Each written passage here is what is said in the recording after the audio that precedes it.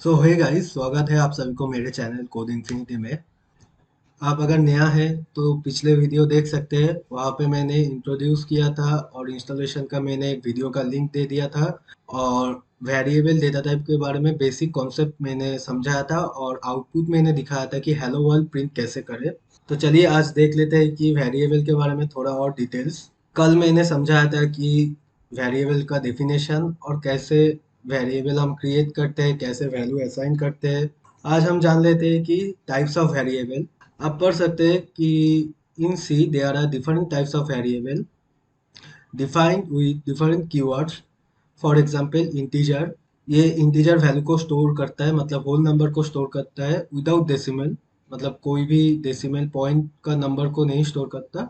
Such as 123 और minus 123। Float, ये floating point को स्टोर करता है, मतलब डेसिमल नंबर को स्टोर करता है, जैसे कि 19.99 माइनस 19.99।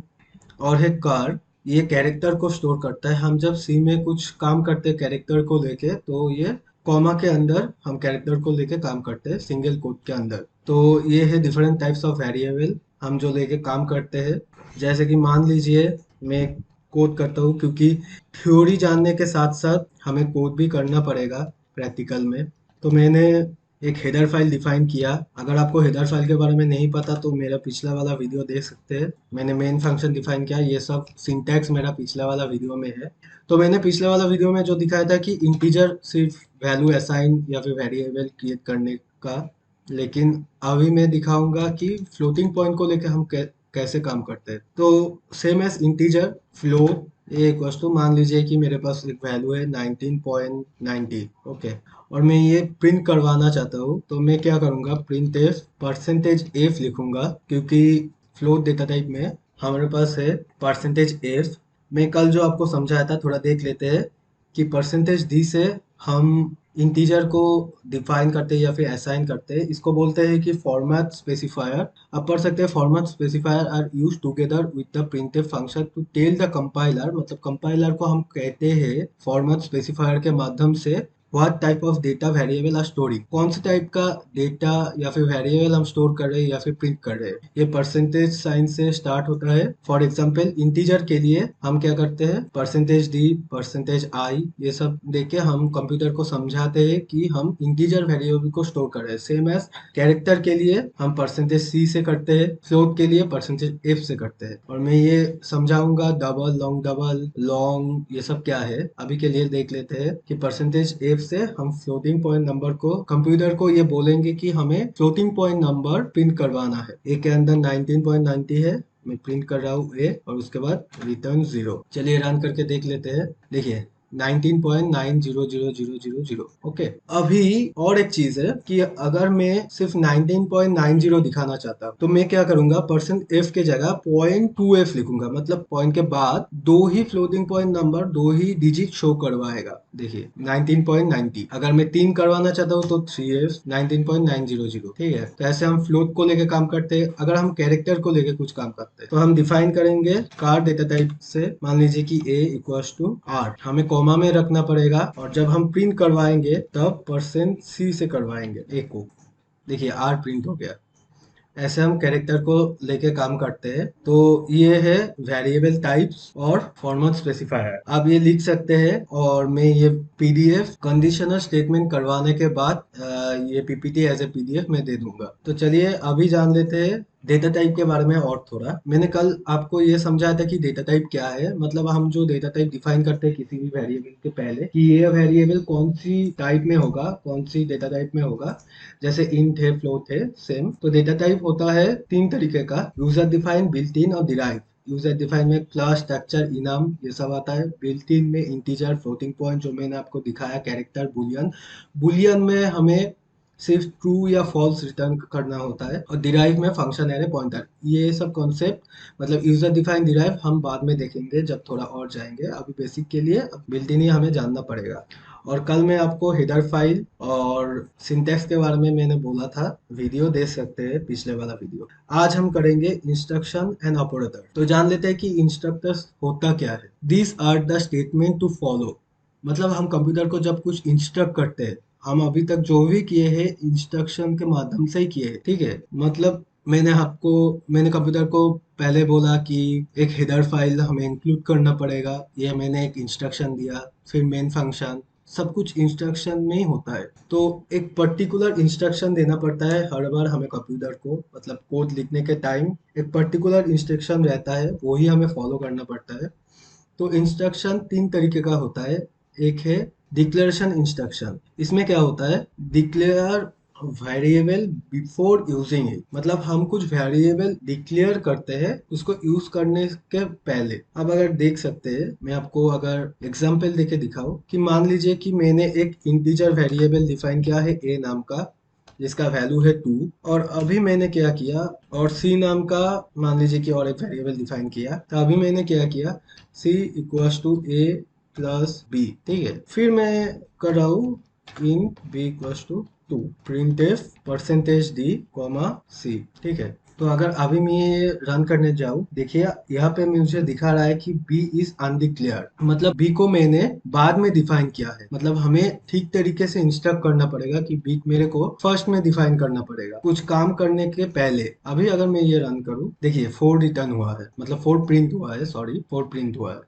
तो डिक्लेरेशन इंस्ट्रक्शन है, कुछ भी वेरिएबल मैं अगर डिक्लेयर कर रहा हूँ तो वो यूज करने के पहले डिक्लेयर करना पड़ेगा, यूज करने के बाद नहीं। जैसे कि ये बी को मैंने पहले डिक्लेयर किया है, इसके बाद डिक्लेयर करने से कुछ नहीं होगा, तो सही से हमें इंस्ट्रक्ट करना पड़ेगा। सेकेंड है arithmetic instruction. How we instruct computer to perform any arithmetic task, मतलब हम कैसे कोई भी अरिथमेटिक टास्क को परफॉर्म करते हैं, वो कैसे इंस्ट्रक्ट करते हैं। अब मान लीजिए कि ये मैंने एक अरिथमेटिक टास्क को इंस्ट्रक्ट किया है, ठीक है। जैसे कि मुझे अगर मल्टीप्लाई करना है तो मल्टीप्लाई, मुझे अगर डिवाइड करना है तो डिवाइड, ओके। और मुझे अगर सब्सट्रैक्ट करना है तो माइनस, तो कुछ भी हो हमें सही तरीके से इंस्ट्रक्ट करना पड़ेगा। इसमें एक इम्पोर्टेंट चीज है कि बहुत टाइम हमें पावर करना पड़ता है, मतलब हमें, मतलब आप मान लीजिए कि 2 टू द पावर हमें 3 करना पड़ेगा, ठीक है। तो बी में मैंने 3 ले लिया, या फिर ए बी छोड़ दीजिए, 2 टू द पावर 3। अगर मैं ये रन करूं, देखिए 1 आ रहा है, लेकिन 2 टू द पावर 3 1 नहीं है। इसका कारण है कि ये as a bit wise operator में यूज हो रहा है, ये पावर नहीं हो रहा है। तो हमें सही तरीके से इंस्ट्रक्ट करना पड़ेगा। तो किसी भी चीज को पावर करने के लिए, मतलब टू दी पावर करने के लिए, हमें ये फंक्शन यूज करना पड़ता है पाव नाम का, जिसके अंदर हम पहले देंगे बेस मतलब 2, और बाद में देंगे कॉमा देके 3, मतलब टू दी पावर में जो होगा, ठीक है। और हमें एक हेडर फाइल इंक्लूड करना पड़ेगा जो है math.h। math.h में क्या है, ये पावर का जो इंस्ट्रक्शन है वो सेव है, मतलब वो बैकएंड में जो काम हो रहा है पावर का वो सेव है, ठीक है। तो हम math.h को इंक्लूड कर लिए। अभी हम रन करते हैं, देखिए 2 to the power 3 is equal to 8 print हुआ है। तो यही है अरिथमेटिक इंस्ट्रक्शन। फिर हम देख लेते हैं कंट्रोल इंस्ट्रक्शन। कंट्रोल इंस्ट्रक्शन क्या है, use to define the flow of a program, मतलब किसी भी प्रोग्राम का फ्लो करने के लिए, मतलब एक सीक्वेंस मेंटेन करना पड़ता है, कुछ इफ एल्स स्टेटमेंट लगता है, कुछ एक लूप लगता है। मतलब अगर रिक्वायर्ड है तो, मतलब हम अगर कुछ चेक करेंगे तो हमें इफ स्टेटमेंट से चेक करना पड़ेगा कि इफ ये होता है तो फिर ये प्रिंट करना, एल्स और कुछ प्रिंट करना, ऐसे। तो वही है सीक्वेंस कंट्रोल। तो मैंने दिखाया आपको कि हम सीक्वेंस लेके काम करते हैं। लूप कंट्रोल मतलब हमें कुछ काम बार बार करना पड़ेगा, मतलब आप मान लीजिए कि 1 से 100 तक प्रिंट करना पड़ेगा, तो हम तो ऐसे लिख नहीं सकते कि प्रिंट 1 प्रिंट 2, ऐसे तो नहीं लिख नहीं सकते। तो हमें एक लूप चाहिए, वो सब मैं फिर बाद में आऊंगा जब लूप करूंगा। फिर है केस कंट्रोल। केस कंट्रोल में क्या होता है, एक स्पेसिफिक केस होता है। जैसे मान लीजिए कि आपका ऑफिस है मंडे टू फ्राइडे, तो वही रिपीट होगा, मंडे टू फ्राइडे ही आपका ऑफिस रिपीट होगा, सैटरडे संडे को नहीं होगा। तो वो है केस कंट्रोल, मैंने एक एग्जांपल दिया। अभी हम एक इम्पोर्टेंट पार्ट पे आ रहे हैं, ऑपरेटर्स। अब बहुत अच्छे से समझिए ऑपरेटर्स क्या होता है, क्योंकि यही बहुत इम्पोर्टेंट है। देखिए ऑपरेटर्स 4 तरीके का होता है, एरिथमेटिक, असाइनमेंट, कंपैरिजन और लॉजिकल। एरिथमेटिक में क्या होता है, हमें प्लस माइनस इनटू डिवाइड, इसको हम कहते हैं मॉड्यूलस। मतलब हमें अगर कुछ रिमाइंडर चाहिए, मतलब आप मान लीजिए कि 10 को 2 से डिवाइड करने के बाद रिमाइंडर आ रहा है 0, तो वो वाला रिमाइंडर चाहिए हमें। हमें आंसर तो आ रहा है 5, 10 2 से डिवाइड करने के बाद, लेकिन हमें चाहिए रिमाइंडर 0। 10 को 3 से डिवाइड करने के बाद रिमाइंडर आ रहा है 1, ठीक है। आंसर आ रहा है 3, लेकिन रिमाइंडर आ रहा है 1। मतलब अगर मैं इंटीजर में बोलूँ, फ्लोटिंग में नहीं बोलूँ, तो आंसर आ रहा है 3, लेकिन रिमाइंडर 1। तो फिर हमें 10 मॉड्यूलो, इसको मॉड्यूलस ऑपरेटर कहते हैं, 10 मॉड्यूल 3 करने से हमें 1 मिलेगा, मतलब रिमाइंडर जो है वो मिलेगा, तो इसको मॉड्यूलस ऑपरेटर कहते हैं। अब ये देख लीजिए, आई प्लस प्लस, मतलब अगर हमें कुछ वैल्यू इंक्रीज करना पड़ेगा तो हमें आई प्लस प्लस करना पड़ता है, और प्लस प्लस आई ये जब मैं लूप करवाऊंगा वो समझाऊंगा। सेम है, आई प्लस प्लस में पहले काम होता है आई का, आई को लेके जो भी आप काम करते हैं वो काम होता है, फिर आई का वैल्यू इंक्रीज होता है एक, और प्लस प्लस आई में पहले इंक्रीज होता है फिर काम होता है। सेम एस माइनस माइनस आई और आई माइनस माइनस, पहले इसमें काम होता है आई को लेके, फिर माइनस होता है, मतलब आई का वैल्यू एक घटता है, और माइनस माइनस आई में पहले आई का वैल्यू घट जाता है फिर आई को लेके काम होता है। तो ये है एरिथमेटिक ऑपरेटर।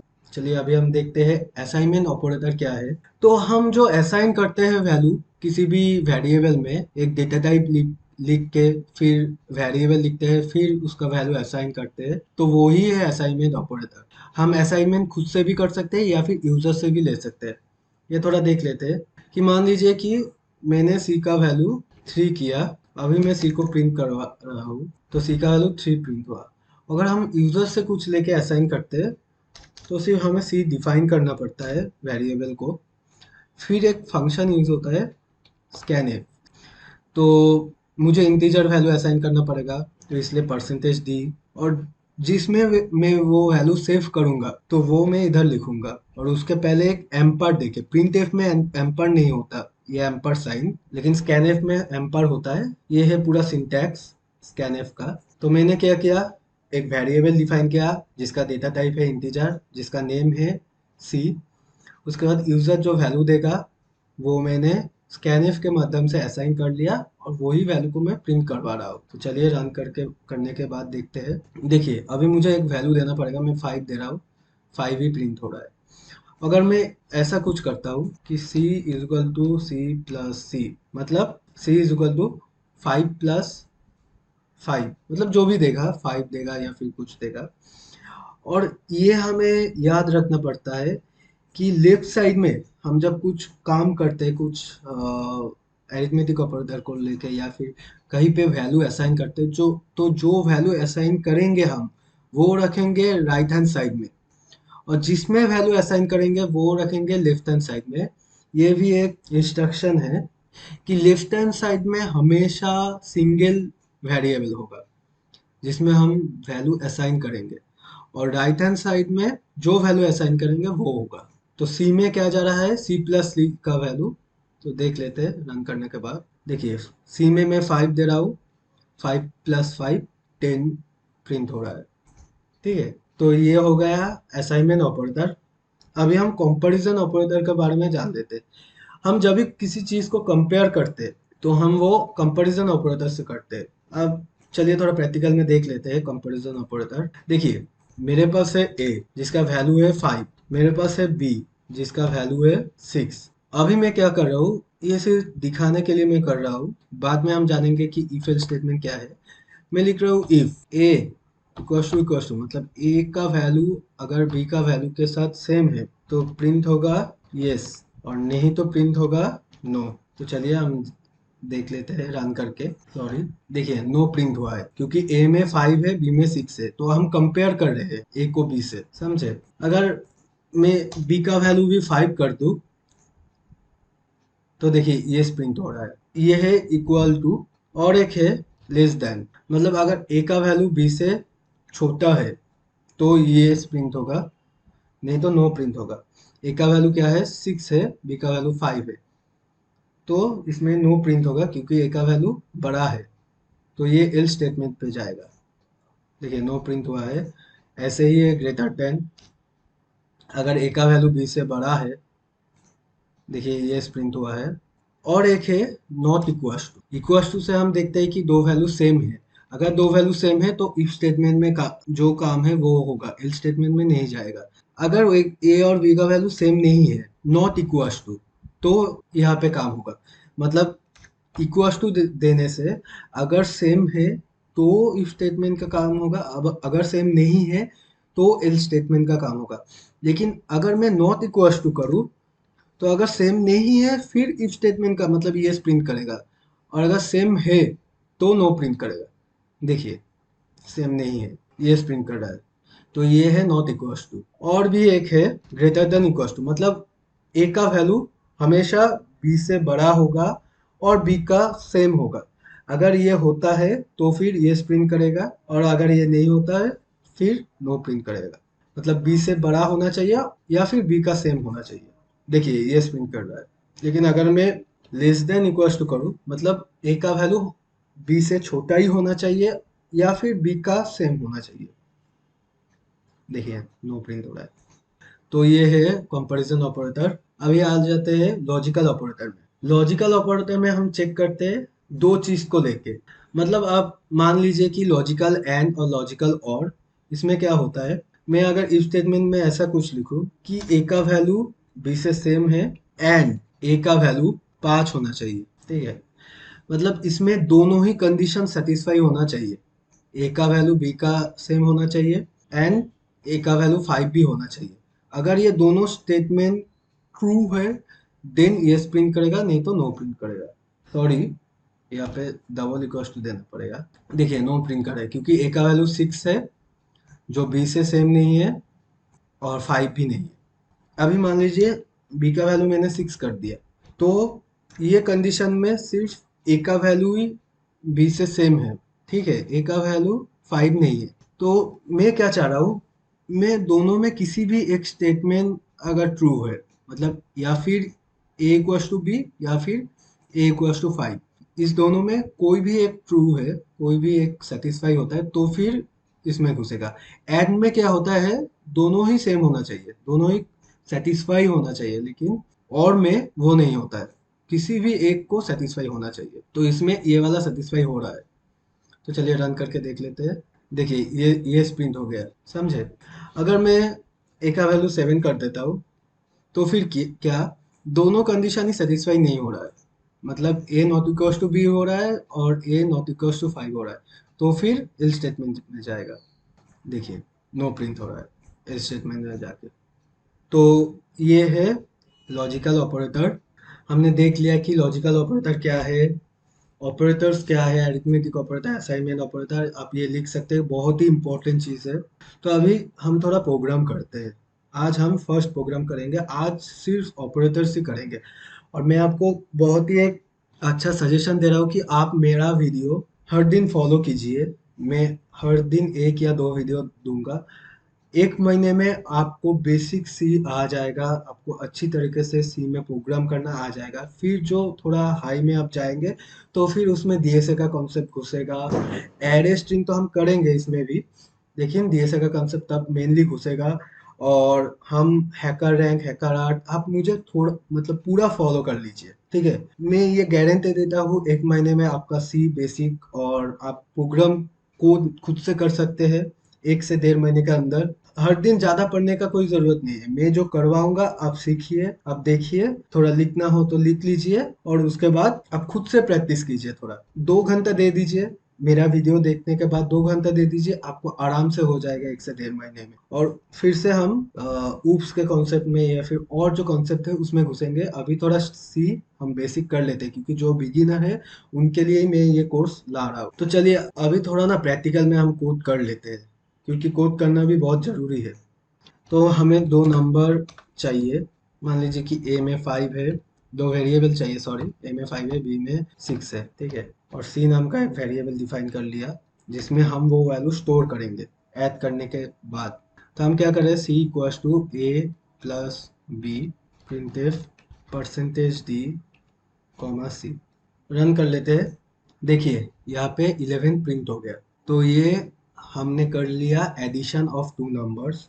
इसमें आपको हर चीज़ समझ में आ गया, data type, variable, data type क्या है, इंटीजर डेटा टाइप। हम ना जब करेंगे तो प्रैक्टिकल समझेंगे, उसके बाद थ्योरी समझेंगे, मतलब प्रैक्टिकल करेंगे, प्रैक्टिकल को देख के थ्योरी समझेंगे।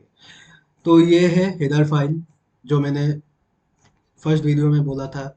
ये है मेन फंक्शन, ये है डेटा टाइप, ये है वेरिएबल और वेरिएबल नेम, ये है वैल्यू, वेरिएबल के अंदर जो वैल्यू है, ये भी वेरिएबल है, ये भी वैल्यू है और ये भी वेरिएबल है। उसके बाद सी में, मतलब ये वाला वेरिएबल में हमने क्या किया, 5 + 6 कर लिया। उसके बाद हमने प्रिंट किया और रिटर्न कर दिया। तो फिलहाल के लिए बस इतना ही। आप सिर्फ मुझे फॉलो कीजिए, आप सिर्फ मतलब रटिए मत, आप सिर्फ समझिए, उसके बाद आप खुद से कीजिए। ऐसे आप खुद से करके देखिए कि मॉड्यूलस कैसे होता है, प्लस कैसे होता है, माइनस कैसे होता है, ये सब। और हर दिन फॉलो कीजिए, क्योंकि कल जो वीडियो आएगा वो कंडीशनल स्टेटमेंट के ऊपर पूरा एक वीडियो होगा। हम इफ एल्स स्टेटमेंट करेंगे, आप कंडीशनल स्टेटमेंट करेंगे। आज हमने किया वेरिएबल्स के बारे में थोड़ा और जाना, डेटा टाइप के बारे में थोड़ा और जाना, इनपुट आउटपुट किया, और इंस्ट्रक्शन एंड ऑपरेटर्स के बारे में हमने जाना। तो चलिए फिलहाल के लिए बस इतना ही। कल और एक नया वीडियो लेके मैं आ रहा हूँ। तब तक के लिए कीप लर्निंग, कीप ग्रोइंग। जय हिंद।